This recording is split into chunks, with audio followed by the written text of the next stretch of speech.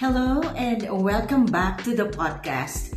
In previous episode, we have explored ITIL's significance in the IT world and its principles for professional and personal development. Today, we are diving into ITIL 4, focusing on its updated framework and essential practices like incident management, service request management, change control, and problem management. We will also discuss how these practices impact our work and mental well-being. And if you are prepping for the ITIL 4 foundation exam, stick around for some valuable tips. So buckle up and maybe grab some popcorn. This episode is a deep dive. I promise to keep it engaging, but it's going to be a long one. So let's jump into the world of ITIL 4 together. And who says service management can be a popcorn-worthy experience?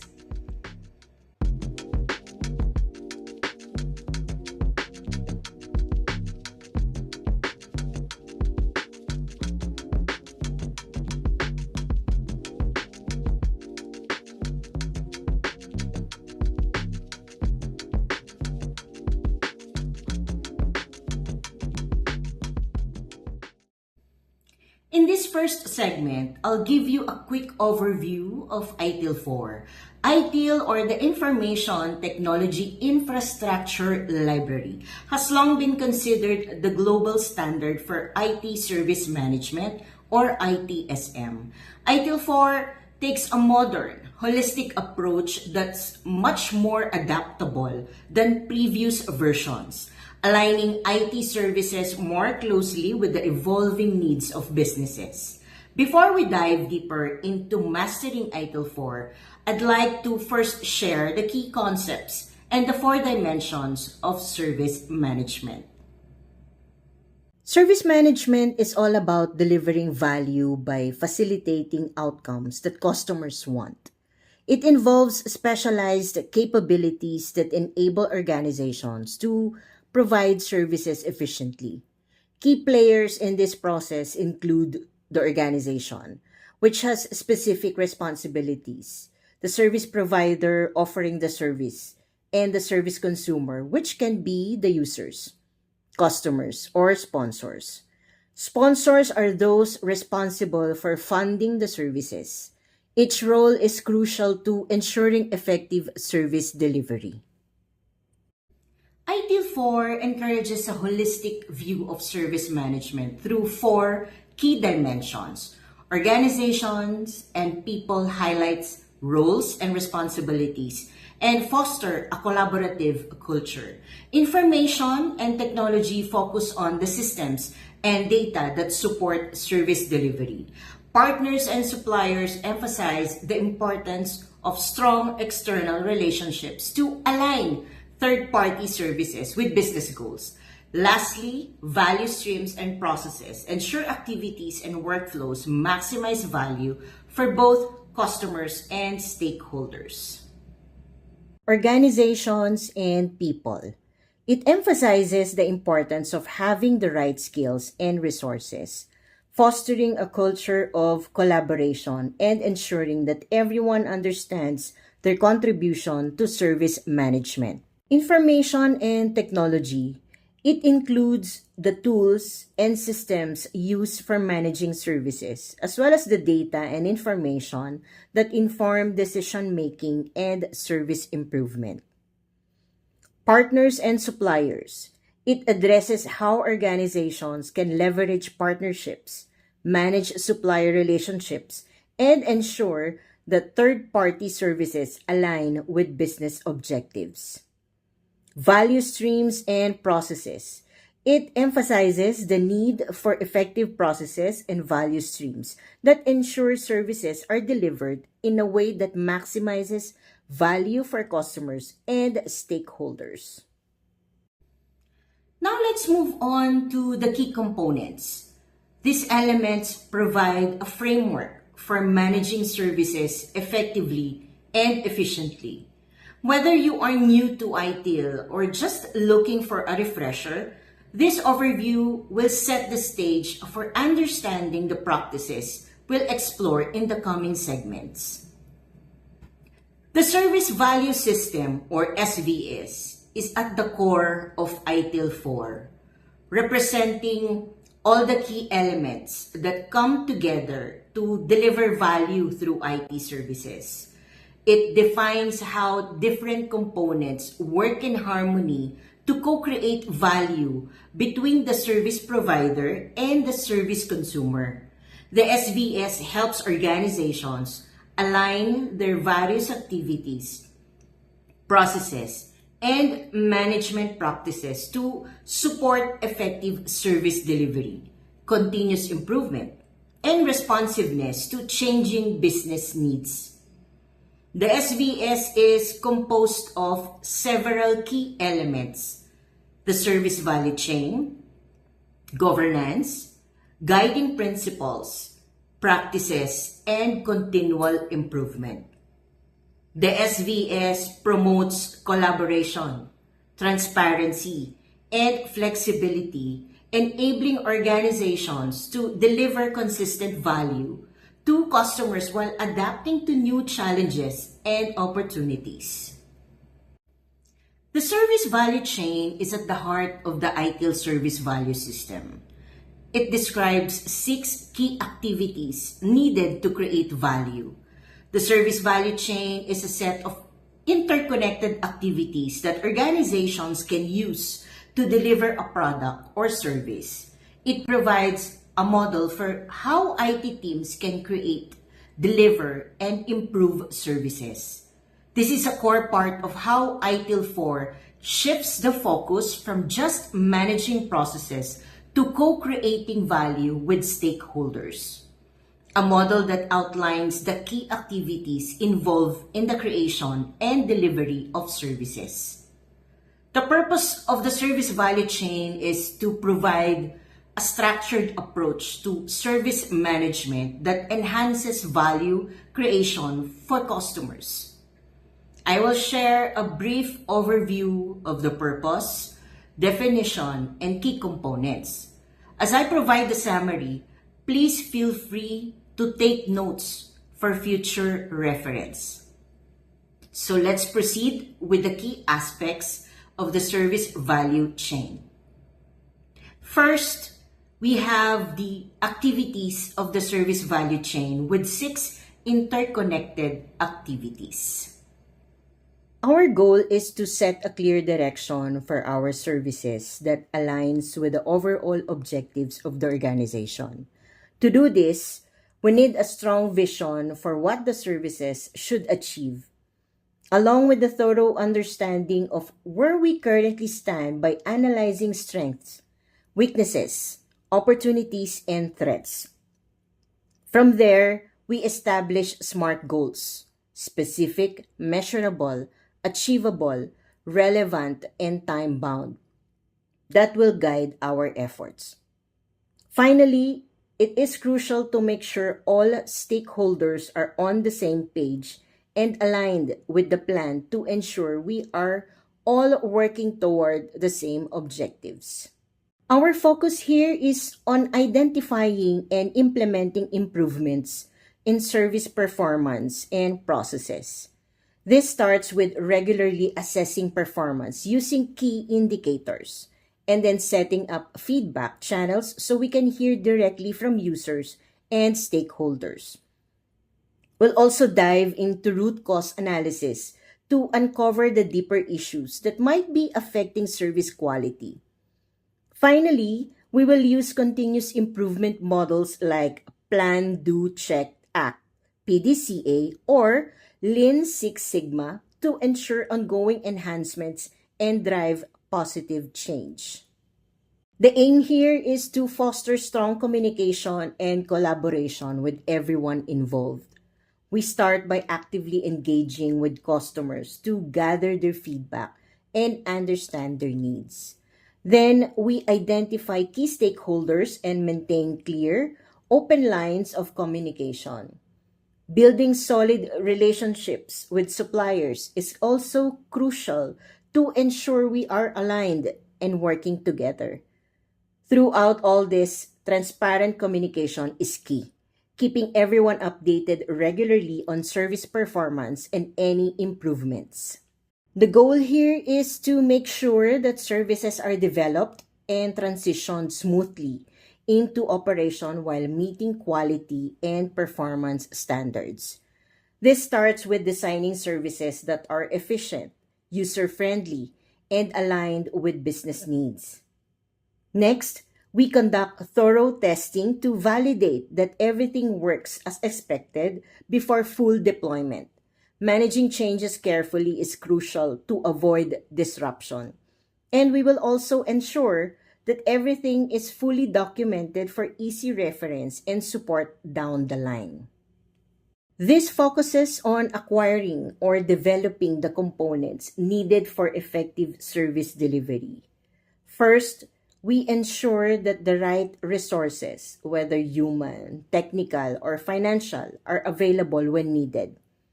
Managing supplier relationships is also key to securing timely deliveries.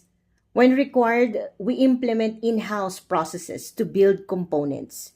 Lastly, we maintain a clear inventory of assets to track availability and usage efficiently. The focus here is on ensuring services are delivered effectively and supported throughout their life cycle. We start by executing processes that align with established standards and agreements. Ongoing support for users is crucial, including help desk services, training, and troubleshooting. We continuously monitor performance to make sure we meet our metrics and service level agreements. And if any issues arise, we have incident management process in place to address them promptly and minimize disruption. Secondly, we have the integration. The goal here is to ensure that all activities within the service value chain work together seamlessly. This means fostering strong collaboration and communication across different teams to ensure smooth transition between activities. We also implement continuous feedback loops to keep improving, and we take a holistic view, recognizing that changes in one area can affect others, using a systems thinking approach to maintain harmony across the board. Third is the flexibility. The focus here is on adapting the service value chain to meet the specific needs of the organization. We customized activities and processes to fit the unique context, ensuring they are aligned with organizational requirements. Scalability is key, so processes are designed to expand or contract as service demands change. And finally, we encourage teams to stay agile and open to adaptation as business conditions evolve. Last but not least is the focus on value creation. The aim is to ensure that all activities are aligned with delivering value to stakeholders. This starts with continuously assessing the value that services provide, making sure they meet stakeholder expectations. A customer-centric approach is key, prioritizing customer needs and satisfaction throughout every service activity. Lastly, we measure success using outcome-based metrics to ensure services are truly delivering the intended value.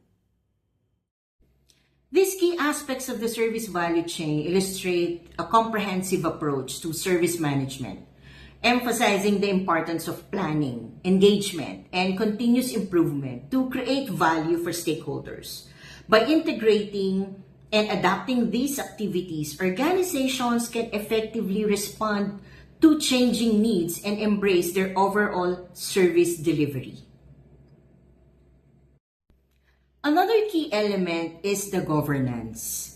Governance ensures that an organization adheres to its policies, regulations, and compliance standards. Its primary purpose is to provide a decision-making framework that fosters accountability at all levels by guiding and controlling the organization according to established policies, procedures, and standards. Governance ensures alignment with stakeholder expectations, objectives, and legal requirements. It also sets clear boundaries for service management, ensuring that operations consistently meet these criteria. Here are the 5 key aspects of governance. First, we have the framework. The focus here is on implementing a structured governance framework within the organization. This starts with clear accountability, where roles and responsibilities are well defined so everyone understands their obligations and who is responsible for specific outcomes. We identify key roles like governance boards, service owners, process owners, and stakeholders that play a part in governance. Additionally, we develop policies and procedures to guide actions and decision making across the organization. Finally, establishing an organizational structure that supports effective governance and communication channels is crucial for overall success. Second is the compliance. The focus here is on ensuring that all organizational activities comply with legal, regulatory, and internal policy requirements. This starts with a solid understanding of regulatory requirements like GDPR and ISO standards to ensure we are meeting external laws. We also develop internal policies that align with our objectives and industry best practices. Regular monitoring and auditing are essential to confirm adherence to these policies and regulations. Finally, providing training and raising awareness among employees about compliance requirements helps emphasize the importance of following established policies. Third is risk management.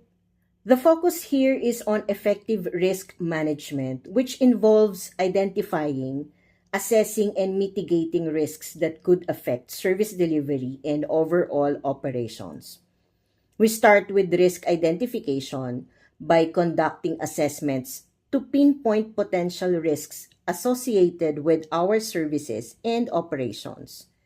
Next, we evaluate the likelihood and impact of these risks, categorizing them by severity. Then we develop and implement mitigation strategies, such as backup plans and security measures, to reduce or eliminate these risks.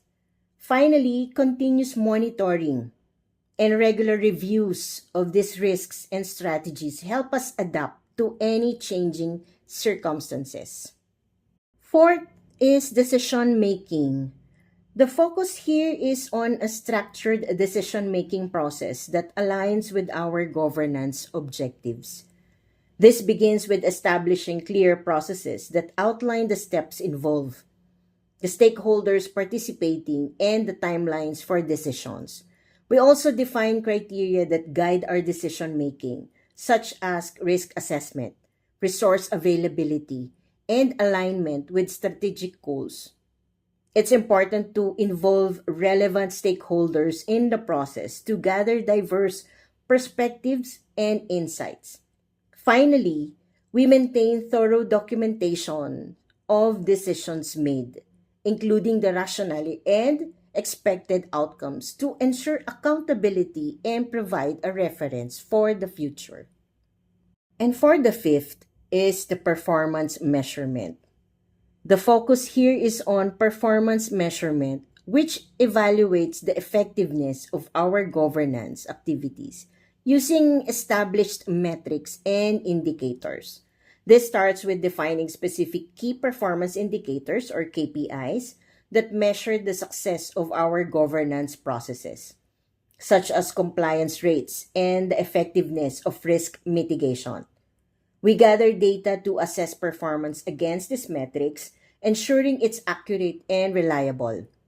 Regular analysis of this performance data leads to comprehensive reports for stakeholders, highlighting governance effectiveness. Finally, we leverage the results of our performance measurement to identify areas for improvement and inform our future governance strategies. These key aspects of governance and ITIL 4 highlight the importance of establishing a robust framework that ensures accountability, compliance, risk management, effective decision making, and performance measurement. By focusing on these components, organizations can enhance their governance processes, align with best practices, and drive overall service excellence. Now let's move on to the guiding principles. ITIL 4 introduces 7 guiding principles that are designed to be adaptable across any organization, regardless of size or industry. These principles serve as foundational recommendations that influence an organization's culture, decision-making, and behavior. Their purpose is to offer a flexible framework for decision-making, ensuring consistency in practices and outcomes. By providing universal guidance and best practices, these principles help organizations make informed decisions, ensuring that service management remains flexible, effective, and aligned with business objectives. Another key element of service value system is practices. ITIL 4 defines 34 management practices that provide a framework for how organizations deliver services. These practices cover a wide range of areas, from IT operations and risk management to incident and problem management. Today, we will focus on 4 key practices: incident management, service request management, change control, and problem management. Each practice involves specific organizational resources, such as people, processes, and tools, designed to perform tasks or achieve objectives. The purpose of these practices is to implement processes and activities that support service management and delivery. ITIL 4 practices are essential tools and methodologies used to ensure consistent, effective outcomes throughout the service lifecycle, covering areas like service management, technical management, and general management. Last but not least, key element is continual improvement. Continual improvement is a core element of the ITIL form framework, focusing on the ongoing enhancement of services, processes, and practices to meet evolving business needs. Its purpose is to ensure that organizations can effectively adapt to new challenges and opportunities. As a fundamental part of the service value system, continual improvement enables organizations to regularly assess performance and identify areas for enhancement across services, processes, or any aspect of service management. This proactive approach helps organizations stay responsive and relevant in a rapidly changing environment.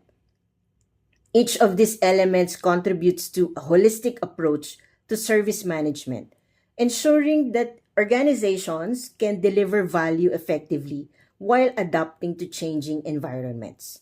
They work together to create a robust framework that guides organizations in aligning their services with business needs and stakeholder expectations.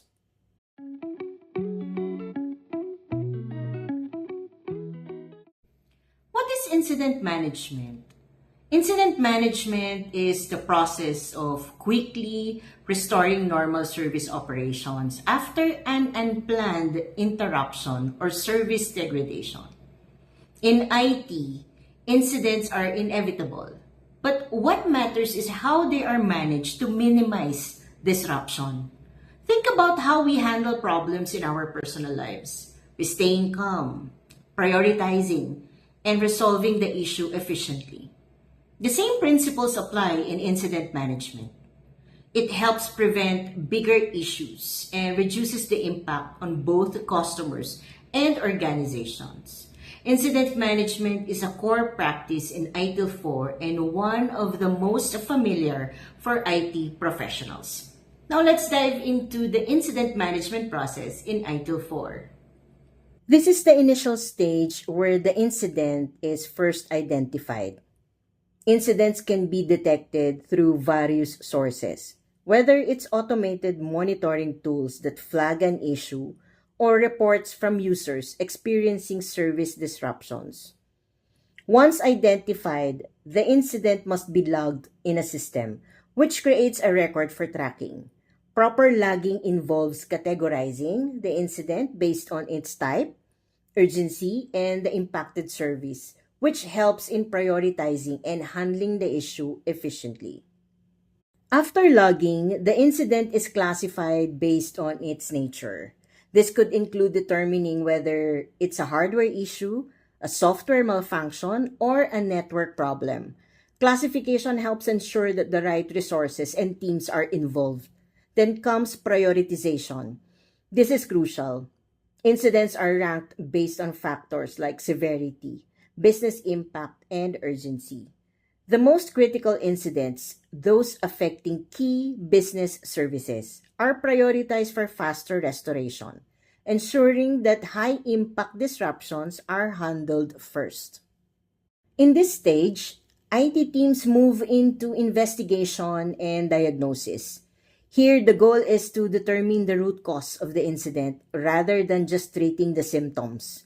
This step often involves troubleshooting and testing to identify the underlying issue.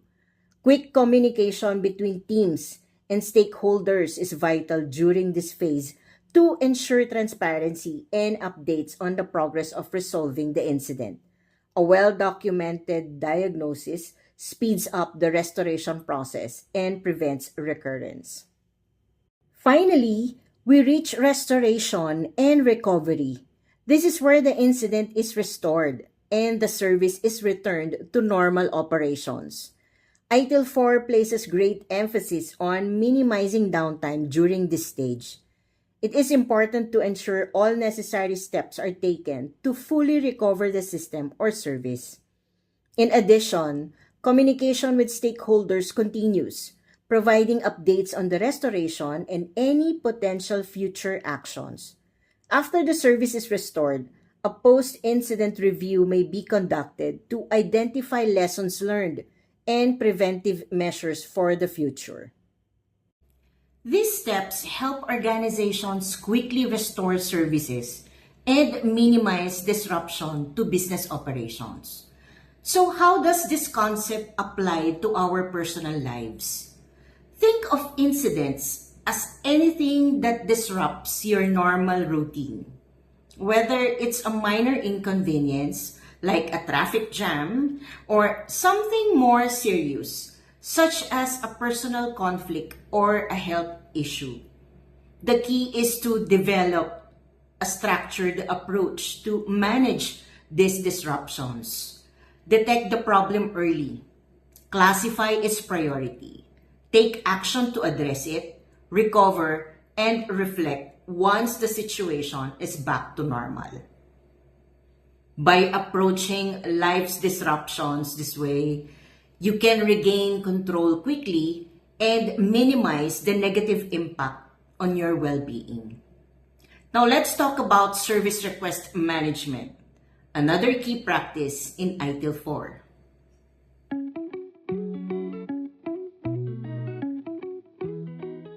What is service request management? Service request management deals with handling all requests for services from users.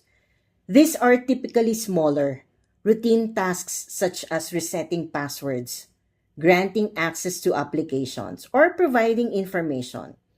It's about delivering value and maintaining customer satisfaction. They are not incidents in the technical sense, but they do require quick and efficient processing to keep users happy and productive. In life, we handle requests all the time. Whether it's a friend asking for help, a colleague needing assistance, or personal tasks that need to be done.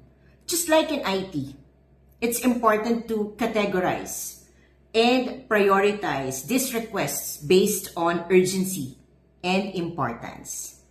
The key is not to let the constant inflow of service requests overwhelm you.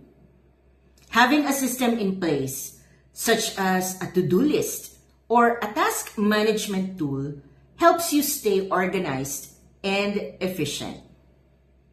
From a mental health perspective, learning to say no to non-critical requests can be a huge benefit. Just like in IT, you have limited resources and sometimes you need to prioritize your well-being over less urgent tasks.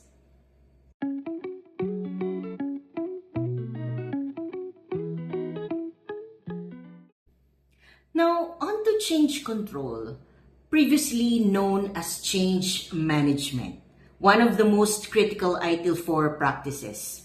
This is about ensuring that any changes to IT services are made with minimal disruption. It reminds me of how we handle change in our own lives. Whether it's a new job, moving to a new place, or a change in routine, we need to carefully plan, assess the risks, and make sure the transition goes smoothly. In this segment, I will share tips on how change control works in IT and how it parallels managing personal life changes. So, what is change control in ITIL 4? Change control is about ensuring that changes to services, infrastructure, or applications are implemented in a controlled and efficient way, minimizing risks and disruptions. This could be anything from updating software to modifying a network configuration. Sharing with you the change control process in ITIL 4. Sharing with you the change control process in ITIL 4. Create and review a change request. The process begins with the creation of a change request. This is where the change is first proposed. The change request includes detailed information such as the scope of the change, the reasons for it, and its potential impact on both the system and the business. Once created, the change is reviewed to assess the possible risks, benefits, and potential disruptions it might cause. This review is crucial to determine whether the change is necessary and how it aligns with business goals. Change authorization. Once the change has been reviewed, it must go through authorization. Changes are categorized based on the risk and impact into three types. Normal changes follow the standard process and may require multiple levels of approval. Emergency changes require fast-track approval due to the urgency of restoring a critical service or addressing a major issue. So for the standard changes, which are pre-approved due to their low risk and routine nature, each change type must be approved by the appropriate stakeholders. From change managers to higher level management depending on the complexity and risk. Change implementation. After the change has been authorized, it moves to the implementation phase. Here, the change is scheduled and implemented in a controlled manner to minimize disruption to services. The implementation plan will consider potential impacts on business operations and include contingency plans for any unforeseen issues. Communication with relevant stakeholders is key during this phase to keep everyone informed of the change timeline and progress. Post-implementation review. Once the change has been successfully implemented, a post-implementation review or PIR is conducted. The purpose of this review is to ensure that the change was executed smoothly and met its objectives. Any issues that arose during implementation are identified and addressed. The review also looks at the overall impact on the system and business to confirm that the change delivered the intended benefits and did not cause unintended consequences. Life is full of changes and they can often be disruptive. Change control teaches us to approach life changes, whether big or small, in a structured and thoughtful way. This could be anything from moving to a new city, changing jobs, or adjusting your daily routine. By adopting a change control mindset, you can navigate life's transitions with more control and less stress. Start by assessing the potential impact of the change on areas like your routine, relationships, and mental health, considering both short and long-term effects. Once assessed, plan and prepare by gathering resources or support to ease the transition. Implement the change gradually to minimize stress, breaking it into manageable steps. Afterward, review the process, reflecting on what worked and what didn't, and adapt for future changes to handle them with greater confidence.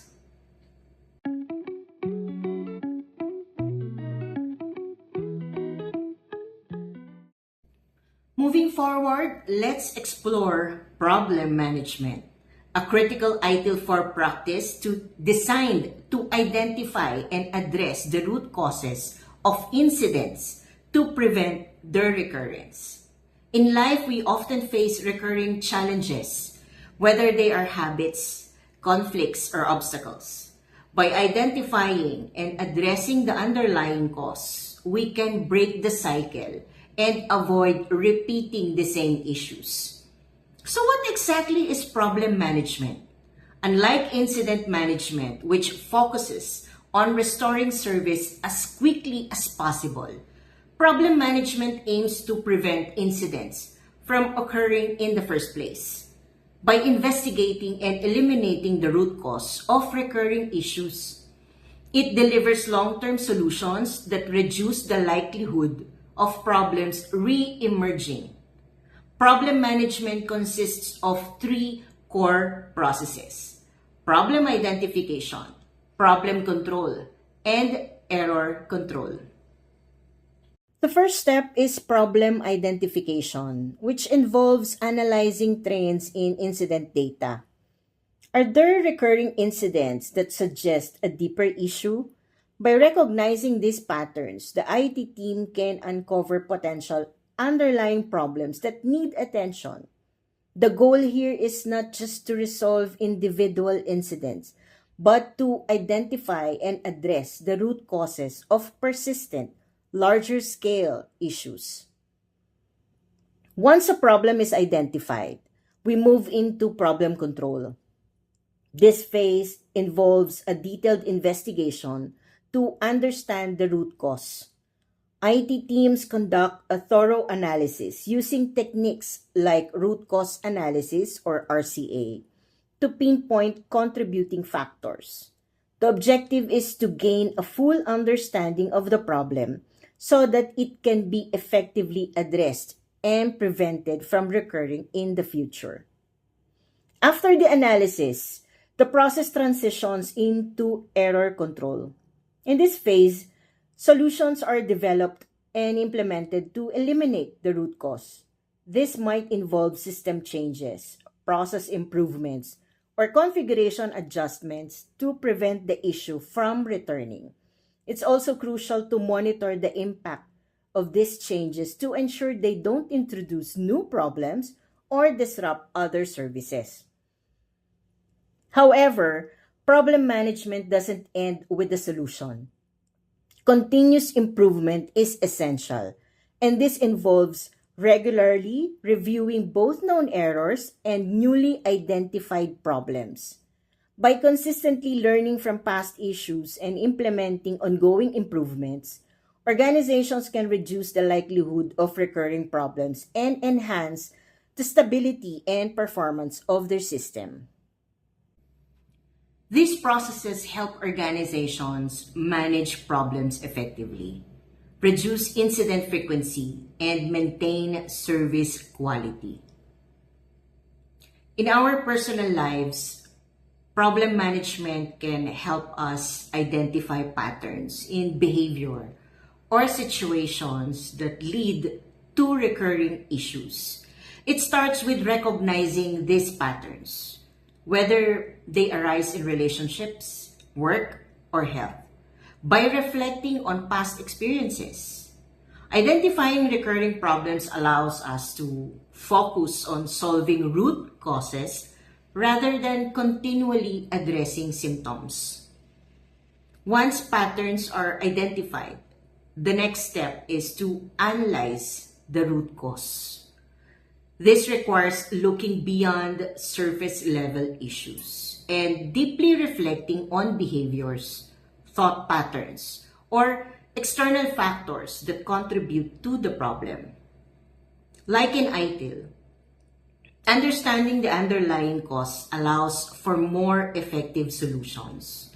After identifying the root cause, implement targeted solutions. This could involve changing habits, adjusting your mindset, or altering your environment. For example, if procrastination is a recurring issue, you might implement a structured schedule or create a distraction-free workspace. The goal is to take specific actions that address the core problem. Finally, monitoring the effectiveness of these changes is crucial. Reflect on whether the issue is improving and be open to adjusting your approach if necessary.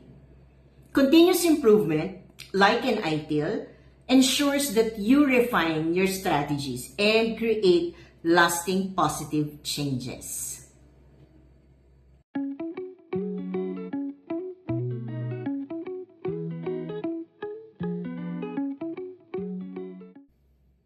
After exploring the full scope of ITIL 4 in the corporate world, let's now shift focus to how its practices can positively impact your mental health. Practices like incident management and problem management teach us to remain calm under pressure and focus on solutions. Similarly, service request management and change control encourage us to stay organized and plan. By integrating these frameworks into your daily life, you can reduce stress and make more thoughtful decisions in challenging situations. Throughout today's episode, we have seen that the principles of ITIL 4 are not limited to IT departments. They can also enhance how we manage our personal lives, particularly our mental well-being. Incident management helps us respond quickly to personal challenges and restore balance when things go awry. Service request management reminds us to handle daily tasks and demands without feeling overwhelmed. Change control encourages us to approach life changes with intention, ensuring we assess and manage them with care. Problem management guides us in identifying and addressing recurring issues in our lives before they escalate. When we apply these frameworks to mental health, they offer a proactive way to manage stress, tackle life's challenges methodically, and continually seek improvement, leading to a more balanced and resilient mindset.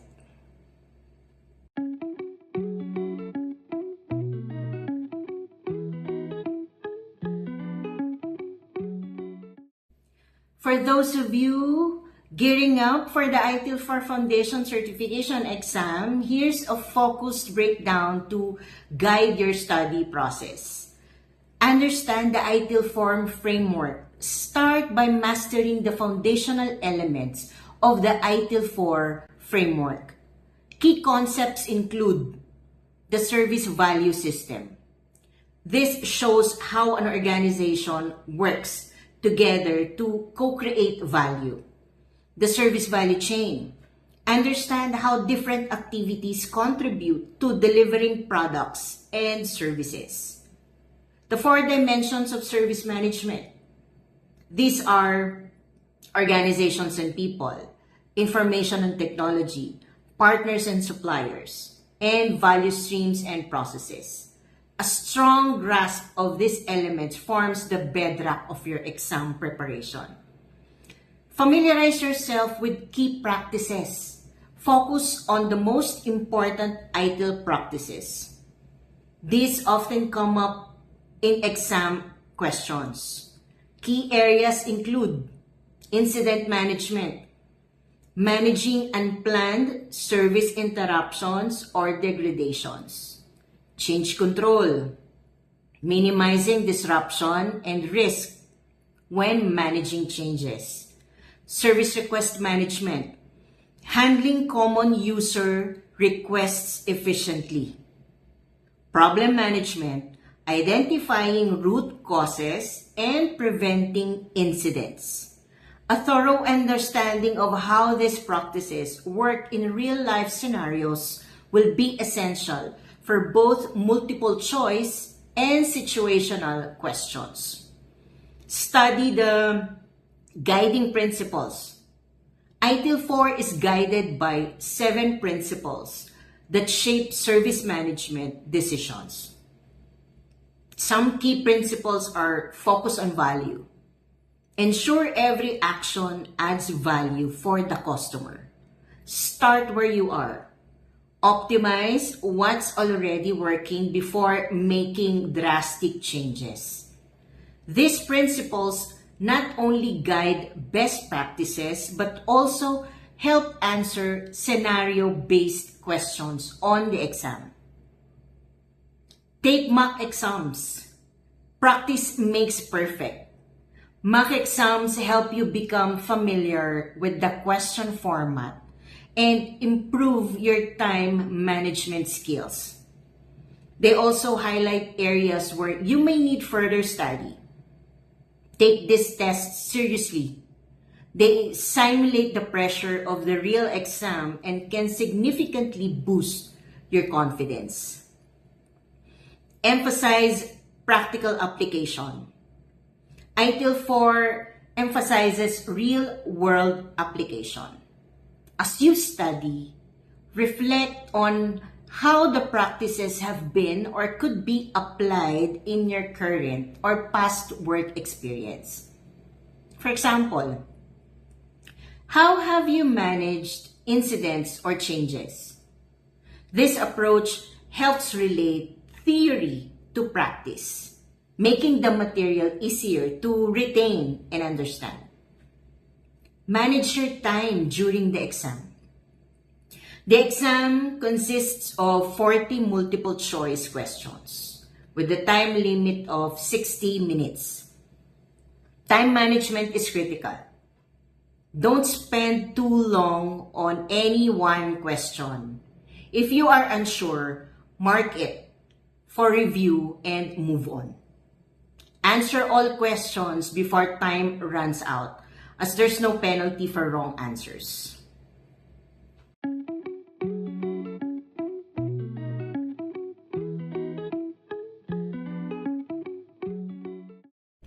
To wrap up today's episode, we have explored the full scope of ITIL 4, covering key practices like incident management, service request management, change control, and problem management. We have also discussed how these practices can be applied not just in the IT world, but also in our personal lives and mental health. Remember, life is full of disruptions and changes. But with the right framework, whether it's in IT or our own life, you can handle challenges in a more structured and thoughtful way. Thanks for tuning in to today's episode. If you found it helpful, don't forget to subscribe and share your feedback. Join us next time as we continue to explore the fascinating connections between IT, life, and mental health. I'm Arlene. Remember to stay balanced, stay focused, and take care of yourself.